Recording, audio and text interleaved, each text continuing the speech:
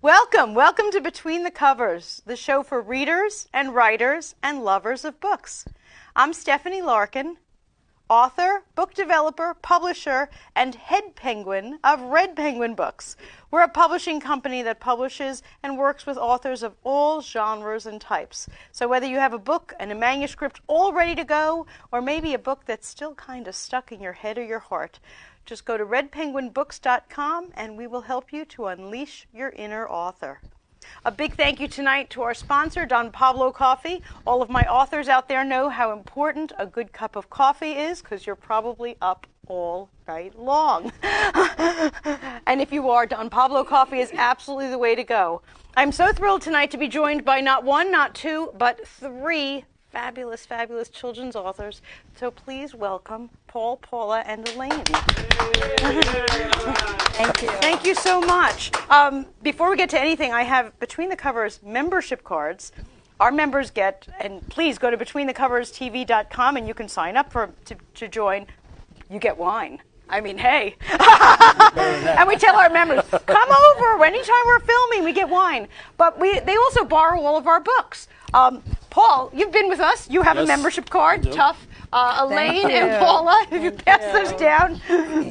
You are our second returning author. I'm an alumni, yes. You're an alumni. And I love that because our other author who came back, Bill McGee, he was here for a novel, and then he was here for a nonfiction book that is kind of an expose on the airline industry. Ooh, you know, he wow. is actually, the consumer advocate for the airline industry. And you were here for a novel series, and now you're here for a children's book. So I love this.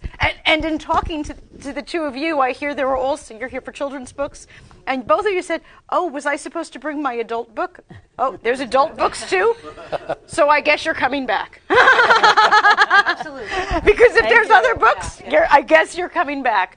But please, if you want to hear about news from our show, get free book offers, meet our authors more in-depthly, please go to betweenthecoverstv.com and you could watch all of our past episodes and learn more about our authors.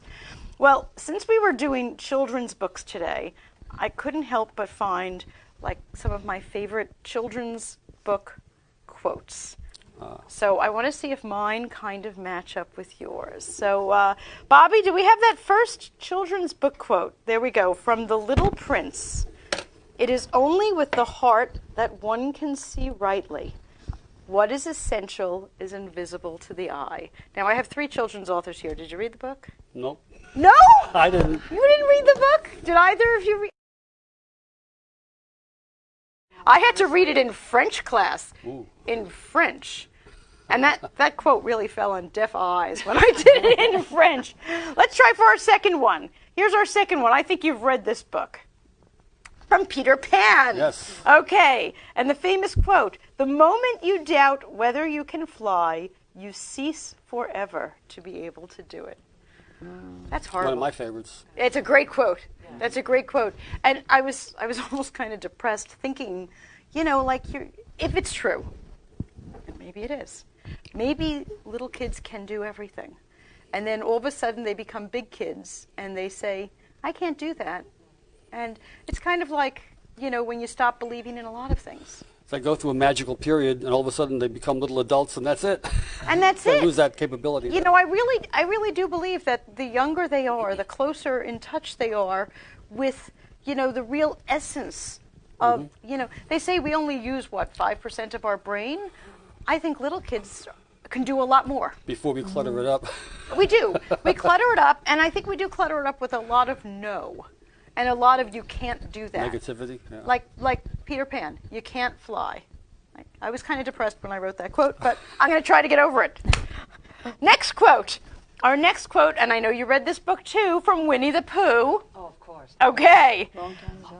Okay, and then hopefully you'll like this one. Promise me you'll remember. You are braver than you believe, stronger than you seem, and smarter than you think. That we should all, four of us, put over our desks, right?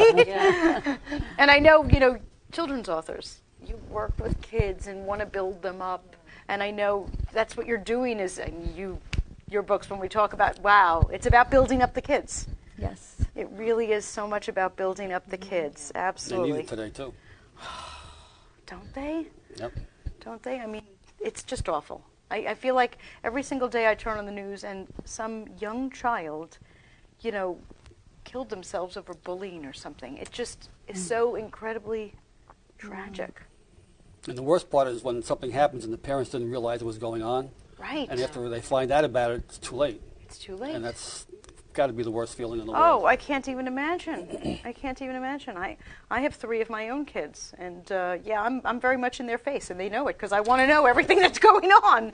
Well, they have to feel safe to come to you too. If they Yes. know that they can be open with you and Absolutely. share a feeling. You Yes. got to keep that door open. My husband will tell you, they call me 24/7, which is good. Better that. Yes. I agree. And our final quote, and I loved this one. Here's a quote from Charlotte's Web. Trust me, Wilbur, people are very gullible. They'll believe anything they see in print. Don't remember, but very true. It is true. Yeah. How many people? I saw it on the internet. Yep. Or getting the news from Facebook or something. I know. Well, in the old days, I read it in the Times. It's got to be true. It's got to be true. Well, we have a huge responsibility as authors because people believe us. I mean, that's fabulous, but it is a huge, huge responsibility. I know the 3 of you are up The for written it. word has power. It A lot does, of power. and it's a responsibility. But we should remember, Yeah. Oh, absolutely. Yeah, I agree with that. we do have power. You have power. I mean, look at how much has changed in the world because of writing. Even not just nonfiction. I'm not just talking the Federalist Papers. I'm talking, Upton Sinclair. I'm talking, novels have changed the world that we live in. So we're looking at 3 very powerful people here. Well, I'm going to pour 3 very powerful people a glass of wine, and we're going to hear from our sponsors. We'll be right back.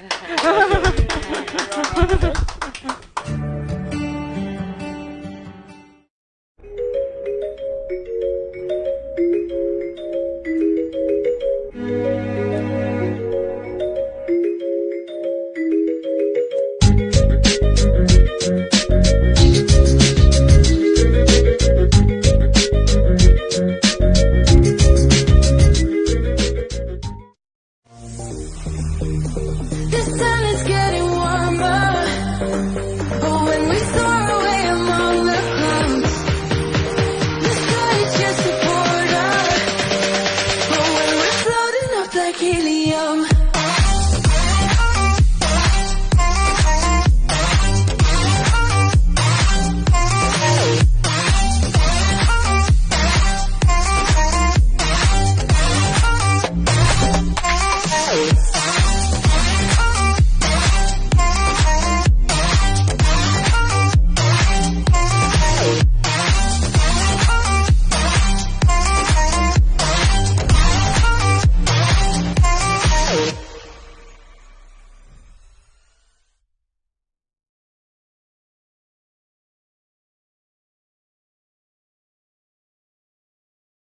Do you have a book, either in your head or on your desk, just waiting to get out to anxious readers?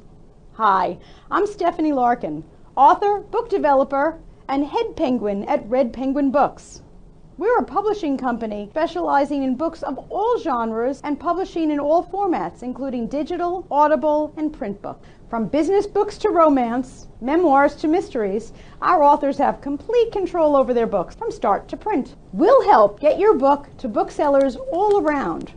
Major booksellers such as Amazon, Apple, Kobo, Walmart, even libraries and bookstores around the world. We believe in our authors. So call or email today to get your free publisher's packet to get started. Just visit us at redpenguinbooks.com and get your book out there and into the hands of your readers. At Red Penguin Books, you call all the shots. So call us today and turn your dreams into a reality. Welcome back to Between the Covers, and thank you so much for joining us. Our first author guest today is actually a repeat author. Paul Mila was on with us before promoting his book Killer in Paradise, which is actually part of a 5-book series. A 5-book series. Paul is an avid scuba diver, photographer, all sorts of things. And we're going from Killer in Paradise, which, by the way, I loved Thank this you. book. Absolutely. I'm dying to go back there now because of it. But we're going from Killer in Paradise to a very different, we're not killing anything here. Harry Hawksbill helps his friends, but again with the underwater theme. Right. Fantastic. This is a gorgeous, absolute, look at this book. I mean, this is just stunning. Well, what we wanted to do was try and use some underwater photography because kids love the real images of underwater sea turtles and creatures. I can't imagine, are all these your photographs in except here? for the two that I'm in. That's there was one on page, let's see. I can't believe he for- took these pictures. Yeah, page He 8. was there. Page 8, that was okay. me. Somebody took a me. Oh, of course, you Harry. can't take a selfie. You can't take a selfie. Well, you could underwater, but I didn't. Right. And then the very last page, a close-up of me and Oh, Harry yes. again, Okay, so but every one of these Yeah. other pictures, so you actually see this stuff when you go? that's what you see down there. Doesn't look quite that bright because Did a underwater, little filter on there, didn't you? underwater, the blues take over, so you need bright light to bring out the colors. Oh. So a good flash is what you need to bring out the color when you're underwater. Oh, Can I my ask, God. is this Cozumel? This is Okay. Cozumel. Okay. Mostly Wow. Cozumel. Beautiful. And Fabulous. the way the book came about was that I happened to be at the scuba exposition in New Jersey called Beneath the Sea, and there was a publisher there called Best Publishing Company that did underwater dive medicine, hyperbaric medicine, and they do some dive fiction and nonfiction, and they wanted to branch into a children's line. So I happened to be doing a book signing for my other books at a different booth, and they said, would you like to do a children's book? And I said, I never thought about doing that, but I'll give it a shot. Right. So I went back and kind of went through my photos, and I said, well, what can I take? If we're going to use photographs instead of an illustrator, I need some creature that gives you good shots all the time. Right. And turtles are right up there. They kind of hang around unless you do something stupid like try and reach them or molest them. You are the first author, I'll ask author guests, how did you come about picking your protagonist, their name, their character? You're the first one who went for photogenic. That's it, photogenic. I love that. That helped.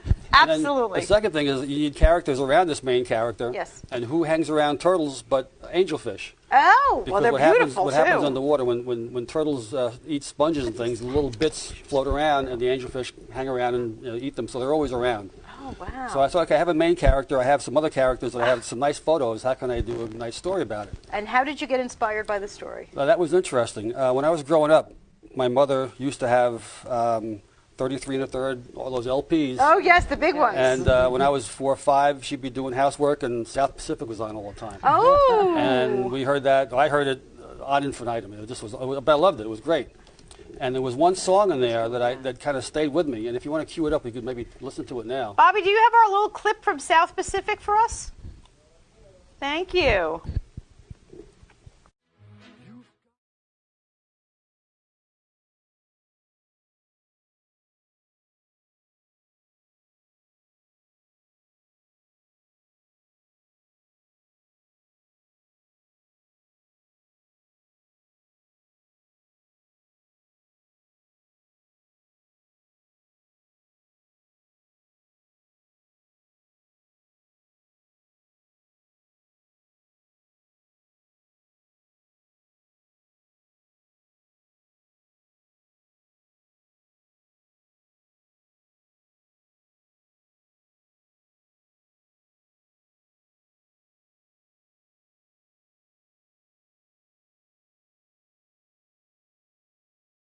Well, thank you for bringing a little Broadway into Thank you. between the covers. Well, the musicals are great. I was a Absolutely. big Rodgers and Hammerstein and Alan J. Lerner and Lowe fan, So anyway, as a kid, I took that kind of literally. I said, why do you want to teach a kid like? I don't understand that. It wasn't until I got older that I understood, the Right. not to take it literally and what it Yes. really meant. And another funny part of that is that when I was growing up, up until the age of like 4 years old, I used to get on the table and sing Some Enchanted Evening from that. Oh, you want to belt it out now? I mean, Not we going got to a do it now. table, you No, can no. stand up But there. that was my big thing as a 3-year-old, 4-year-old from that show. So anyway, so I said, okay, that's a pretty neat story to tell kids. I said that would be a great story for this book, because I was looking for something to teach kids that would not be too preachy, in an Right, entertaining way, but a nice message for today's audience. That's a great message for today's audience. So the message of the book is that Harry has his angelfish friends who, because they look different, are not getting along with each other. I love And They don't hang around with each other, and he teaches them that while they look different from each other, they're more alike than they realize. And if they spend time getting to know each other, they'll like each other. And that's the message of the book. Besides learning a little bit about sea life, that's the main message of the book. Oh, that's fabulous. So it's a beautiful book with an important message. That's it. Absolutely. And now, what do you do? I know with our adult books, you might do book readings and things like that. With a children's book, well, I know that there's one big fan of your book right now, because when you were on the last time, you graciously asked me, is there somebody in your life that would like a book? And I have a young goddaughter who is just 5 years old. Perfect so age. He autographed it for me, and I brought it over, and she loves it. I'm And I said, glad. look, the author signed it. As an author, that's what you want to hear, that somebody loves your books. Oh, you know. she absolutely adores your book. Thank But you. do you work with children at all? I go into as many schools as I can get into. Great. To try and read. I just did a reading recently for Carl Place in the Cherry Lane School for all the second graders. And they had a fantastic time. They related to the book, asked great questions, really got into the theme of the book, and it was wonderful. So, plus they bought some books, so which was great. Well, and you know, when you're going in, you're talking about acceptance, and you're also talking about preservation of sea life. Right. You know, there's kind of a double message when you go in, that you're talking about environmental issues and, of course. And you'd be surprised how up on these topics kids are today, because they see it on the news. They watch all the National Geographics. It's right there. So they're very conversant about a lot of these issues, which is great to see when you go into these, and they're very engaged. They love it. So it's phenomenal. That's it's really fantastic. a lot of fun. So going into the schools is something you're open to. Yes. Oh yeah. Did you hear that, viewers? He's open to it. Anybody wants to contact me, I'll be happy Yeah. to go and read for the kids. And I have a way to do it that while I'm reading, I have somebody else can be turning the pages so the kids stay engaged and they can see what's going on. And what a beautiful book for them to be looking at from their seats. Oh, yeah. So Yeah. Just so vivid and beautiful. So it's been great, and I'm thinking about doing a sequel, kicking around some ideas in my mind. So we'll see if a sequel can come about maybe in the next year or so. Now, will the sequel have the turtle again, or is it'll there be another? Harry will help somebody else this time. Oh, okay. And what I'm thinking is maybe he might be helping Gracie the green turtle find a place to lay her eggs, because now all the beaches have been condoized out because of all this building on the beaches, and turtles have to go back to the same beach they were born from to lay their eggs. Oh, that's right. And it takes about 25 years for a turtle to mature to be able to come back. And in those 25 years, the beach might not be there anymore. It might be a Hilton. Yeah, really. Oh gosh, I didn't even think about that. So with Harry has hurricane to takes out the beach. hurricanes. right or condos. Yes. Yes. So and Harry the has to help. things have to make it from the beach back to the water. Yes, which is 25 years, It takes and they go back approximately to the 25 same years. beach. And the odds against turtles are pretty high, because a turtle will lay about 100 eggs in one nest, and during the course of the season, she might lay several nests. But the odds of a turtle making it to adulthood to reproduce is about approximately 1 in 1,000. Wow. So out of every 100 nests eggs, maybe one might make it, maybe none might make it. So the odds are really against them. And, Oh my gosh. Nature, we have to either help nature or not get in the way. Unbelievable. Can you tell our audience where we can find you, both for your children's book and your Well, they're on your book Amazon. series? Yes. Under my name, Paul Mila, or you can just look them up. And also on milabooks.com, Right. my own website, where I can autograph a copy and sign it and send it. And so those are the two main ways. And they're on Kindle. Carrie's not on Kindle. He's just a physical book. Yes. But all the other books are on Kindle and also paperback. Terrific. And if you're not quite sure where to find his books, you can always go to BetweenTheCoversTV.com. We have all of Paul's links to his website, to his books and such. So please grab a copy. These are beautiful books, whether you're an adult or a child. We're going to hear from our sponsors, and we'll be back with our next author. Thanks. That's right, keep it going, keep it going. That's right, keep it going, keep it going.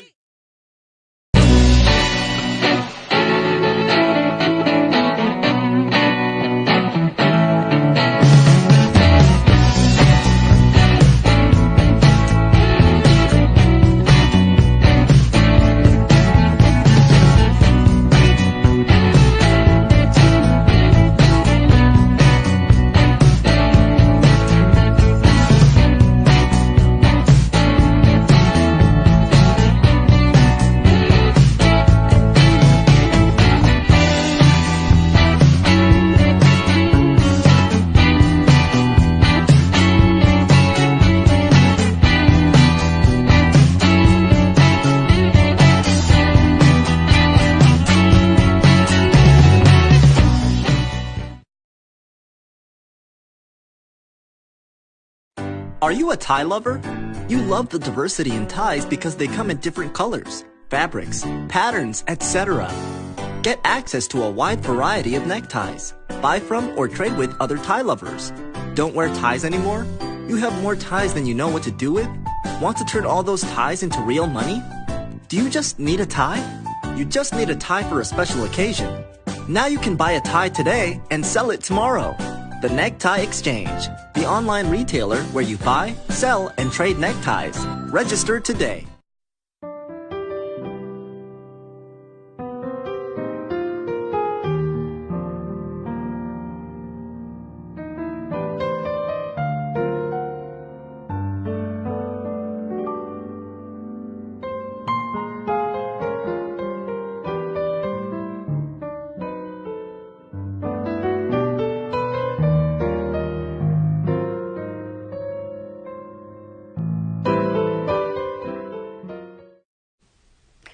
Welcome back.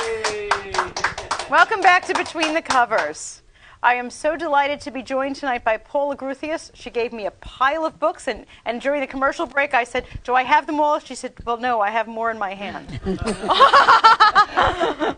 So obviously, an incredibly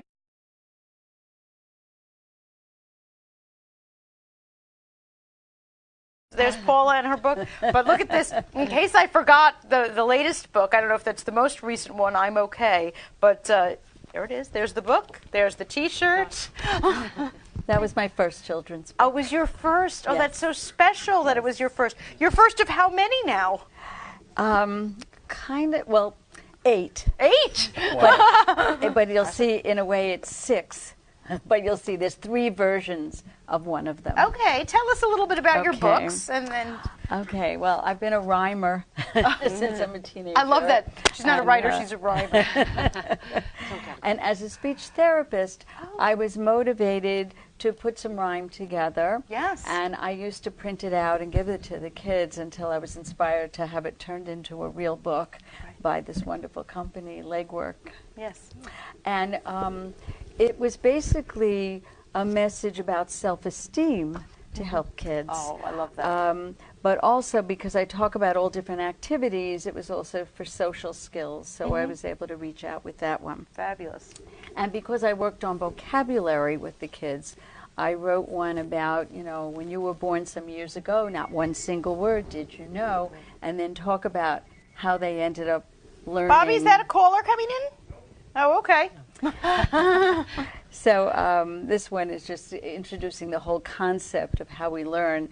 And the reason I talked about 6 versus 8 is I was inspired by somebody to do a different version for children with some physical challenges and some with hearing challenges. So it's also teaching about vocabulary, but with some different rhymes in it I love that are more that. appropriate for them. Yes. Beautiful. And because I was doing vocabulary with children, I did a rhyming book on all kinds of we had different topics as a speech therapist. So this one's on occupations. And right now I'm working on one on transportation. I'm working on emotions. So I have a few different vocabulary books coming out with different topics.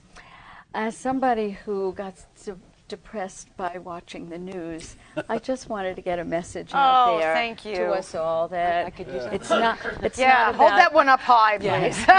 it's not about our religion, culture, or race. It's about putting a smile on everyone's face. So that's the She message. rhymes when she in talks. here. Do you hear that? I love that. And then I was inspired by somebody. Since I'm rhyming all the time, why don't you do one to teach children to listen to their parents and teachers? Can I borrow that one? I have I mean, mine are loud, you know, in college, but hey.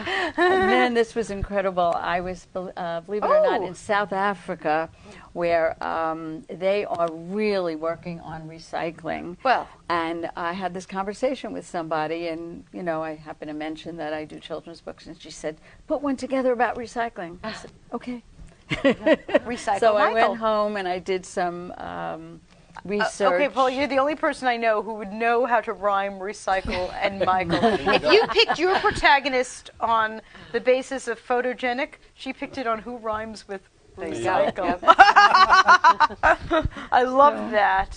So that's, and I'm just really enjoying rhyming. Wow. How long has it been since the first book to now? That was about 10 years ago. Okay, so this that is a it came 10-year out. journey that we're looking at here. How Yes. exciting. And you work with what ages as a speech pathologist? Basically kindergarten through 6th grade. Okay, and you get to use your own material. Yes. Isn't that fabulous? Are other speech pathologists using your material? Is that I usually hand out the vocabulary book to them, and good. sometimes I'm okay. I mean, right? I hand out a lot of books because I want to get these messages out Yes. there, So Yes. Well, that's why I was asking Paul, even like about readings in schools and what do you do to get the books out? Not just as a selfish thing of I want people reading my book, but because you have a gift and it's a message. Thank you. And I enjoy it so much. I'm always having a great time being in front of the kids and asking them questions, or after I'm okay, what was the message of that book? And, we just talk about different things. And I have questions on the vocabulary one, like a thinking question, like it'll actually say your parents could put you down almost anywhere. And I say, how could they do that when you were first born? Like trying to get them to think about, oh, I wasn't walking yet, I wasn't crawling yet. So I try to put different things in the books that that give me questions to ask the kids when I go in. And we have authors' nights sometimes, and sometimes we even get to speak a few minutes at libraries once in a while where we'll give a little speech. And so it's all been and, great it's so experience. so exciting for the kids to meet a real live author. I told you that, Paul, when my goddaughter saw your name on it, just the author sign. We were just reading the book together. And Paul, I'm going to make you. I have a pen here because I want an autographed copy of this. There you go. But it is very exciting when you're with the children and you're the author and you wrote the book and you're there and you're reading and you're showing and you wrote the book. That alone says such a powerful message to the children about you can do anything. Which is another message we want to get out there for them, yes. Absolutely, absolutely it is. That's fantastic. Now, tell me a little bit about process. When you write a children's book, there's got to be a lot to get it from the message to this beautiful glossy. Now, this is very different from, Mr. Photographer over here. Do you have visions of what you want each page to look like and someone that you work with, or how does that work? Originally, I went on a website and then I gave all those pictures to an illustrator. Okay. And this Marion Pickman, she was an illustrator for a few years. Recently, I was inspired to go on a website, and I've been using this website called Shutterstock. Okay. And so I end up just kind of picking my own pictures, Right. and then Now, they're not photographs, though. no. So No, they it's have on just- Shutterstock pictures that are non-photographs. Yeah. Okay, yes. They have photographs, but that's not what I've been using. I've been Okay, using. see? I didn't even realize that was a thing, that Shutterstock had pictures, graphics. Yes. Yeah, they have so many choices. I had no idea. Yeah, I've used Shutterstock for photography. It never dawned on me that there was graphic design there also. Yeah, you That's have that wonderful. option, Well, yeah. what's nice about that for you, and this is not to be, oh, look at this, let's be careful with the straws to save the wildlife. Yes, absolutely. Is that you get to select. I'm sure every children's author works differently, and some work with an illustrator, and some, I would guess, send off the text to an illustrator by selecting pictures. Almost like you were speaking about selecting pictures, it puts it a little more in your ballpark creatively, that you get to select exactly what you want it to be, Yes, which is kind I'm of a really nice enjoying thing. that. Yeah, so that's a different process for you then. You hadn't worked that way previously. Right, just the last couple of books. Yeah. Okay. Something for our authors out there in the audience to consider, that they can go to Shutterstock and maybe give this a whirl. I've had other authors, I had an author and illustrator duo on, and they work so closely together. They were like two peas in a pod, and what a wonderful relationship. But if you don't have that kind of a relationship with somebody, you're you're, left with other options or strangers, or that's why I'm glad to hear what path you chose, and it's working. I'm really And it's enjoying working. it. Now, you had 2 other books there besides these books. What are those 2? Well, years ago, when I was rhyming some of my experiences in life and also emotions that I was going through, and this got published by somebody else, and I was just inspired also by somebody to put it together. I had never planned at that point to do the children's books until I went back to speech therapy. And then, because I just feel I'm a happier person these days, I was just giving people advice on being happy, letting go of the past. Is that a newer book? And yes, this is The Same You, A Different View. I love that. Just how we can grow and get past things. So, I like how you rhymed the title. Oh, yes. I'm still loving Recycle Michael over here. I love to rhyme all the time. I see that. Well, I'm going to get a quick autograph from our rhymer over here, and we're just going to hear from our sponsors. We'll be right back.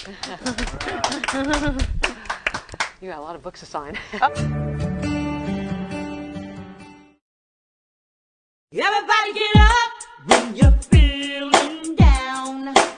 Everybody get up, turn your life around. When you trust yourself, you have the power to make up your life. Studio 1031 is an environment where excellence is always expected. We work with all types of people from all walks of life. We give deserving women something that they wouldn't give themselves. Everybody get up. Come join this makeup movement. When you're feeling down, turn your life around. Make up your life.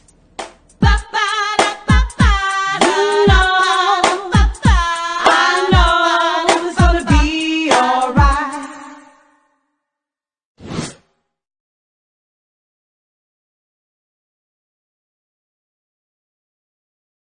Do you have a book, either in your head or on your desk, just waiting to get out to anxious readers? Hi, I'm Stephanie Larkin, author, book developer, and head penguin at Red Penguin Books. We're a publishing company specializing in books of all genres and publishing in all formats, including digital, audible, and print books. From business books to romance, memoirs to mysteries, our authors have complete control over their books from start to print. We'll help get your book to booksellers all around. Major booksellers such as Amazon, Apple, Kobo, Walmart, even libraries and bookstores around the world. We believe in our authors. So call or email today to get your free publisher's packet to get started. Just visit us at redpenguinbooks.com and get your book out there and into the hands of your readers. At Red Penguin Books, you call all the shots. So call us today and turn your dreams into a reality.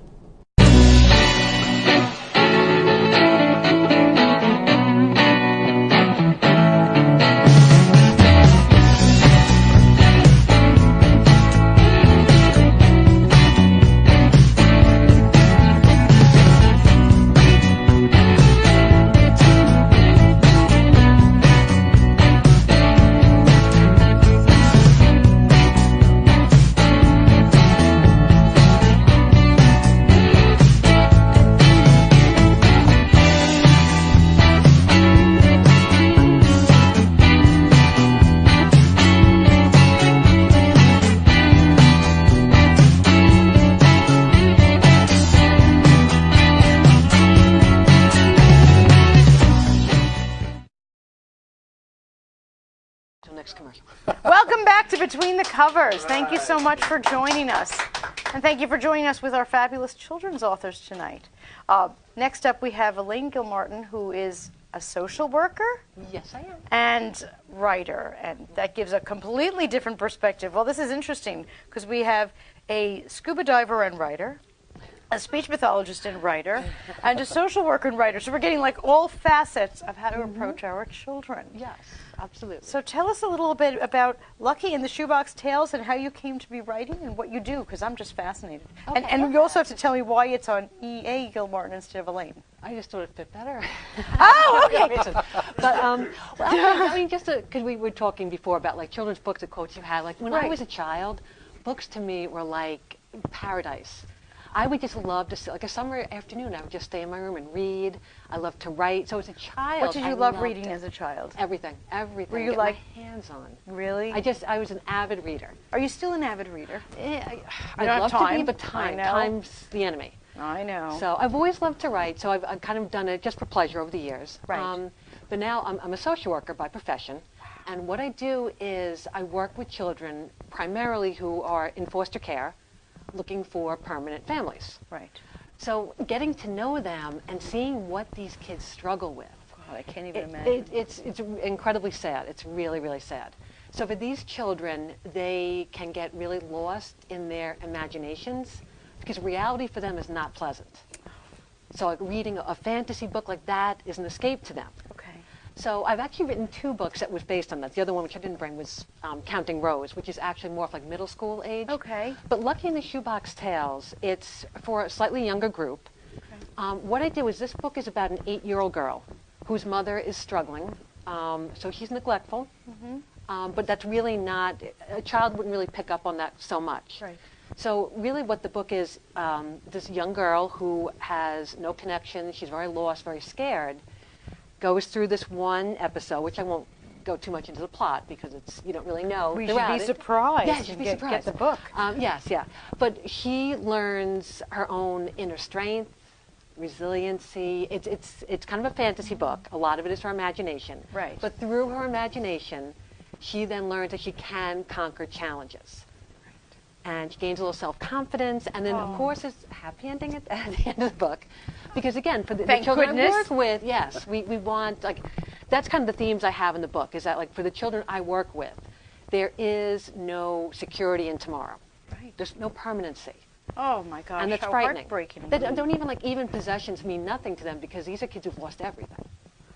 So having some kind of inner strength, resilience, knowing there's at least one adult out there who will always be a constant source of support Right. is just absolutely essential for these kids. When you wrote this book, did you have, and you don't have to tell us any names, but a particular child that you were working with in mind? Well, interestingly, not with this child so much. Okay. This was kind of more of like just a compilation of different kids I've worked Right. with. But I wrote Counting Rows, Okay. and that book actually was, again, it's like middle school, like 12-year-old children. But I wrote that book from the perspective of a number of classmates. Okay. And within the class is a 12-year-old boy who's kind of new to their school, and he's odd. He's an odd duck. And none of the kids know, and kids pick on him, and they bully him, and the teacher gets annoyed because he's distracted. But then one of the nosier kids kind of finds out, well, this kid's living in a foster home. And he suffered a lot of abuse and loss, and that child was somewhat based on a child I work with. Did okay. That it did, yeah. So Yes. that was like, and so I was kind of reading, like, so I actually had one of his viewpoint was also in the book as well. Right. So I was trying to imagine knowing what he experienced, Right. what his feelings were. Now, on the flip side, besides what inspired you to write the book as far as people, were you inspired to write so that your, I don't know what you call them, the children that you work with, clients? I say the kids, I'm kids not we work really- with. Yeah. Would read the book. You know, like, was it written?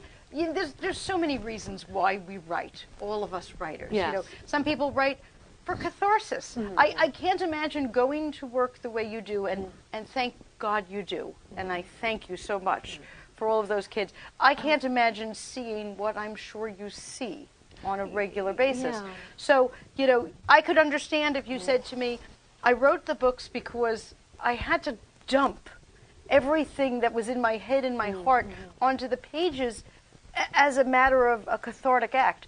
I could also understand if you said to me, you know, this is exactly the book that I would like to hand to every kid that I work with, so I wrote that story so that when I meet with them, I could say, here's a book. Take, you know, there's a lot of Yeah. things in my head. What exactly did inspire you? It doesn't necessarily need to be one I thing. mean, anytime I write, I think it is cathartic, the act itself. Yes. But I really meant it not just for the children who are in those circumstances, but for other kids. to understand the circumstances. Yeah, because that's what I Gotcha. do. Like, so I work with these kids, and now they go to public school. They're in a foster home or a So- pre-adoptive family. So it and- could be the child sitting next to you in the 3rd grade, and you have no idea what their family situation is like. Yes, and because these kids do not like the reality of their lives, they want to create their own fiction. And so these kids have said things like, "Oh, my dad's a superhero.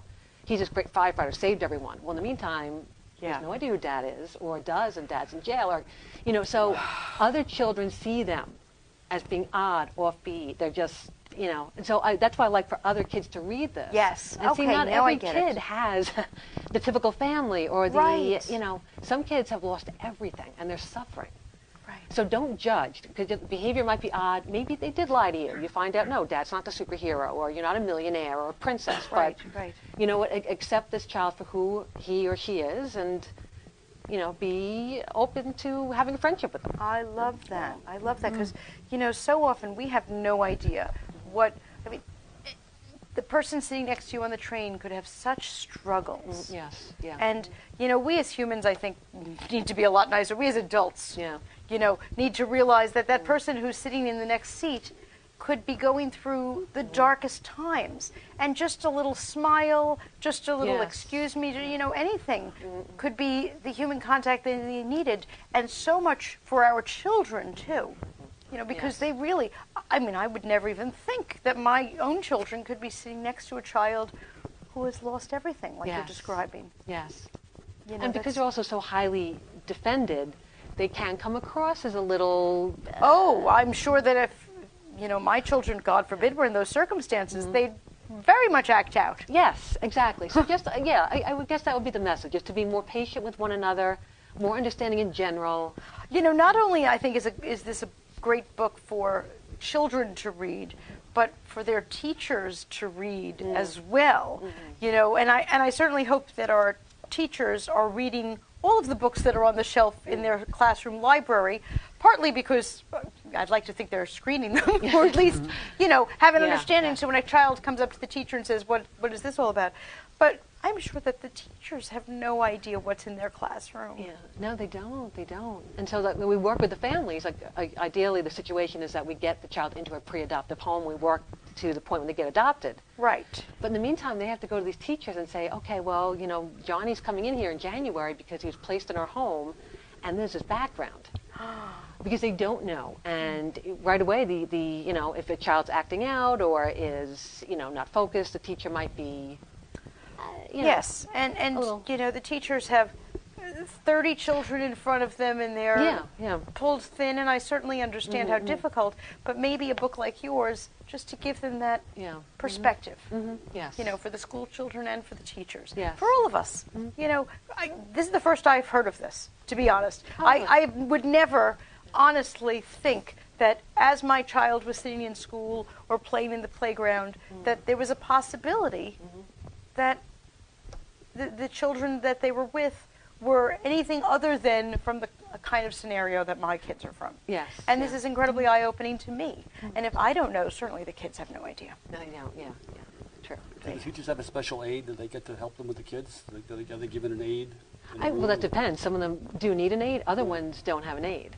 And because these kids, again, they're, suffer great loss in their childhood, Right. their development is delayed emotionally and socially, too. Right. So they tend to act younger. They don't have, skills that other children would have, as patience and so on. So, Wow. yeah, and that's what's so unfortunate. It kind of reinforces that negative image they have of themselves if the other children are spurning them. So, yeah, so it's... Well, seeing you sitting here, and you are like a bright light, and I'm sure that all of those children and families. The families are tremendous. They are tremendous because they give these children unconditional acceptance. Wow. And it takes time. It takes years for these children to really start to believe, I'm okay. That's what happened to me, but that's not who I am. Right. But it takes a lot of devotion and time and commitment by these parents. Well, So as, they are the shining light. as children's authors, all three of you are really trying, not just to have pretty pictures, but to actually get a message across, because the kids need so much to hear that message. So thank you. Thank you from all the parents out there and from all the kids for getting that message out there to our kids. Now, besides how, fabulous you all are you having fun writing? Definitely. Oh, yes. What's the best thing about being a writer? Can you think about that? Is there a good thing? Well, you just mentioned one to me, Paul, during the commercial break, Okay. is that you did not know when you started writing and then Right. you joined the Long Island Authors Guild that you would make such great friends. Right. Along the way, I've met incredibly interesting people who also are out there to help you. Yes. And it's just amazing the friendships and the contacts and the relationships I've made. You couldn't put a price on. That's fabulous. That's a great byproduct because I think it's such a joy, to have this creative gift. Any other great things of being a writer? Because we want to inspire people. We want to inspire people to read and write. Yes, yeah. Just getting our thoughts out there and whatever we want to teach. I find I can't even explain it. It just fills me up. And I never feel like I don't know what the word boring means because I never have nothing to do. That's fabulous. Sometimes I get thank you notes from the kids after they've gotten the books, and then they'll filter back Yes. either through the teachers. And it's amazing to see what they write and how you affect it, how you touch somebody else's life. Is amazing through your writing. Is an amazing thing to feel. Well, that's what you read my mind on. My next question was, did you have a certain moment that you kind of remember that did it for you? That was like that pinnacle moment. Now, for some people, it's when they receive their Pulitzer. Yeah. I don't think that's us. Not yet. But maybe one the day. days, yeah. But there's a million reasons to write a book, and a Pulitzer is a very, very small reason. Is it the notes? Is it the seeing their faces? Is it that first time when you get the book back from the printer and you see your name on the cover? That is kind of exciting. It is. Yeah, There is yeah. really nothing as exciting as getting that book back and seeing your name on A the lot of people cover. compare it to having a baby. I mean, I can Yes. relate that myself, but Yes. a lot of people. Few differences. Few. Yes. But it does No, but it's a take. creative process, though. The It creative is, process of it's- birthing the and book. you own it. Like, it's all your effort and Well, that's the creativity thing. that goes This into is it. yours. Yes, This yes. is absolutely you, with your name stamped on the front, and how exciting is that? Yes, Oh, yes. wow. Well, we're just going to hear from our sponsors, and then we're going to hear from our authors about what they're reading. Thanks. Yay. Me llaman Tan Pablo y hace más de 20 años me enamoré de una colombiana. Viajé a su país y conocí un estilo de café muy distinto, muy especial. Ahora tostamos cafés excelentes, con alturas y microclimas diferentes, resultado en una taza muy compleja y muy rica. Un sabor nuevo en el mundo. Fue un éxito. And I even got to keep the girl.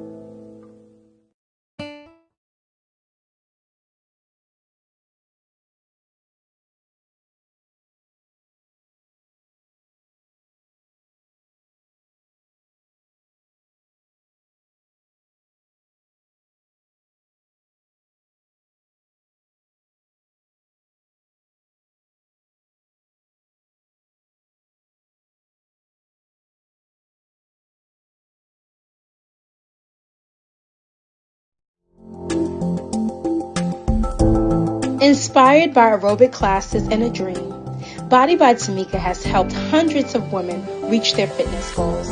One size doesn't fit all, and neither should your fitness experience. Body by Tamika is about creating an environment where women can come together to work out, meet new friends, and get inspired.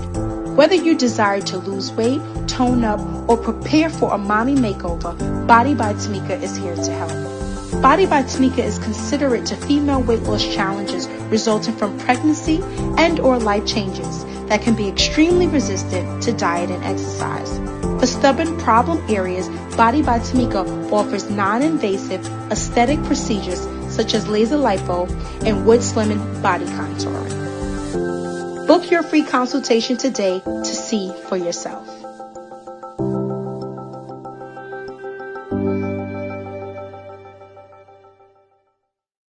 Are you a tie lover?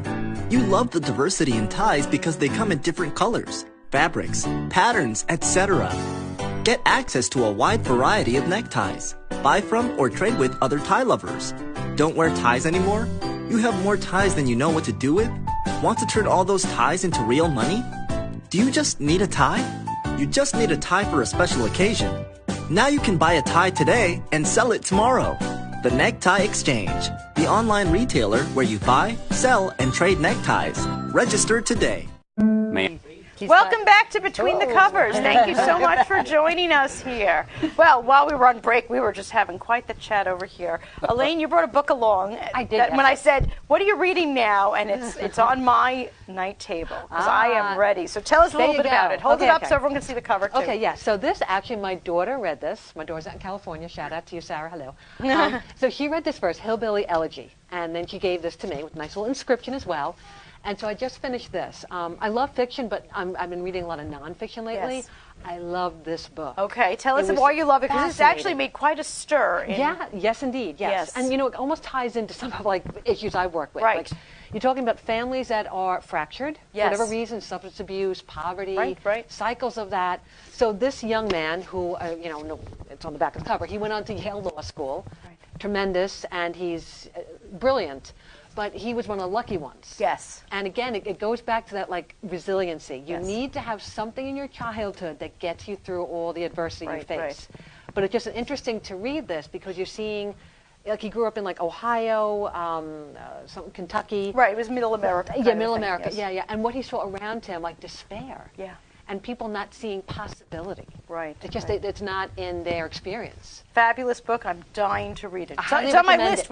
with reading 10,000 other books, but it is there. Yes. And Paul, what did you bring along? You brought a big fat book. He's just showing off. Actually, no, it's what He's it is. showing It's off. 3 books in one. Okay. I found this in an old bookstore. I love Peter Benchley's writing. Oh, yes. We read. We talked about Jaws. We talked about Jaws the but last time he also we were wrote on. The Beast and the Girl of the Sea of Cortez. I did not know about those other books. And the thing I like about Benchley's writing is that in a very few pages, he's able to make you care about a character right away and get you invested in that character, which is something I've worked on and tried to do with my writing. So I kind of like tried to copy his writing from that perspective. I love that. That's a great inspiration, a great takeaway for us. I'm having fun with this right now. I love that. Well, before we cut, can you just remind our viewers who you are, where we can find you, where we can find your books? Paul. Okay, milabooks.com. Yes. And also on Amazon. Absolutely. And they're on Kindle and regular paperback. Fantastic. Paula? My books are on Amazon, and I would love to, bring them into schools. Oh, at I'm any glad you time. mentioned that, Paul. I think that I know that Paul mentioned going into schools and doing readings. That's something that you'd be open to also? And yes, and there's been different Fantastic. opportunities. Sometimes it's an author's night, and sometimes you're going into a classroom during the day, and it's all a very positive experience. Fabulous, fabulous. Elaine? And yes, I have the 2 books, Counting Rose and Lucky, on Amazon as well. I have one other on Yorkshire Publishing. Okay. But yes, you can find me on eagilmartinwrites.com. eagilmartinwrites.com. And you can find all of our authors at betweenthecoverstv.com. All of their links are there, their books are there. If you are involved in a school or another setting with young people and would like to have one of our authors in to talk with your kids, they all have such incredibly important, powerful messages. They would love to speak with young people, read, show them the books, and talk to them about the message. Thanks for joining us on betweenthecoverstv.com, and happy reading. All right.